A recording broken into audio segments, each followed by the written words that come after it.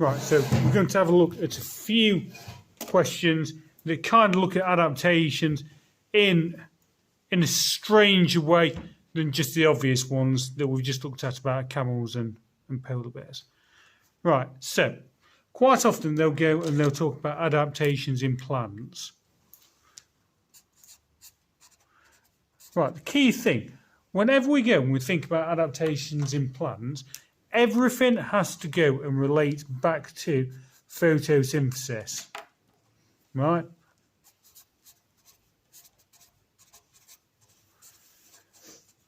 So, think about your equation for photosynthesis. Right, think about the things that you need for photosynthesis. So, we need light, you need water, you need carbon dioxide for photosynthesis. Right? So, in this question, so it says, organisms compete with each other. Right, remember when we're talking about competition, they're competing for those different things. Generally, if you're talking about plants, in terms of photosynthesis, they will be competing for light. Right? That's why if you look at a rainforest, all the trees are really tall. Right? They have to grow really tall in order to go and compete for the light. So, figure 1 shows two types of seaweed which live in a similar seashore habitat. Right? Most of the time, the two seaweeds are covered in water. Right, whenever it goes and it talks about something that's covering it in water, right, first thing that you need to think about, something's covered in water, water stops sunlight, so water blocks the light, right? Then think about it in terms of photosynthesis. The less light you're going to have, the less photosynthesis you'll have. So, like we said, most of the time, the two seaweeds are covered with water. So, bladderwrack has bladders filled with air, right? So, effectively, there's your seaweed, and it's got these little chambers that are full of air. Right, where people make various misconceptions is they say, oh, when it's underwater, that will give it air so it can carry on getting carbon dioxide. Right? That's kind of not what it's on about. Think about it. If you've got a small child, right, a small child arm, right, and they're going swimming, what you put on them is water wings. Right, so you go onto armbands or water wings or whatever, right, and that makes them float. The reason that they float is because your armbands or your water wings have trapped air. So whenever it talks about having these bladders with air trapped in them, think about armbands, right? Think about them floating. So, on this question, it says bladderwrack grows more quickly than sawwrack. Suggest why, right? So you can see bladderwrack has these bladders full of air, the sawwrack doesn't. Right, effectively, key things that it's asking you to talk about. It's worth 3 marks. Right, so we've got to say 3 things. Right, point number 1, you're going to go talk about the bladders of air will float. Therefore, your bladder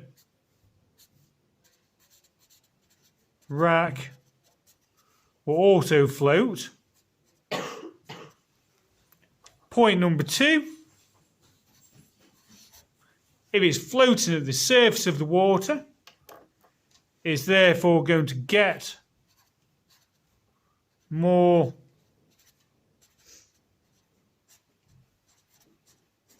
sunlight. If it gets more sunlight, it's going to be able to photosynthesize more.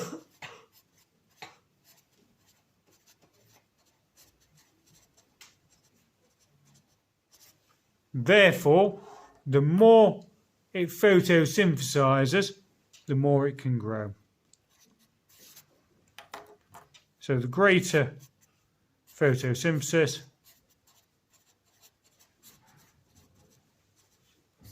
the greater the growth is. Right, so if a question like that comes up with something kind of novel that's not obvious, that's kind of where it's talking about going. Right, the second question that kind of comes up that we're going to look at is one about fish. Right, so it says figure 2 shows an anglerfish.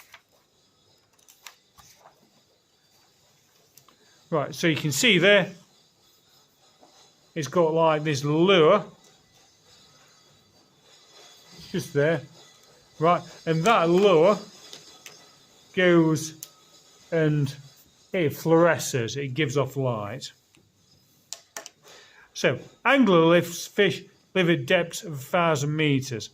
Right, first thing, at minus 1,000 metres, it's going to be dark. Right, that's kind of the first thing that you think. So, in clear water, sunlight does not usually reach more than 100 metres in depth, right? So, same as we said, it's going to be dark. So, many anglerfish have a transparent lure containing a high concentration of bioluminescent bacteria. Right, all bioluminescent means is it gives off light.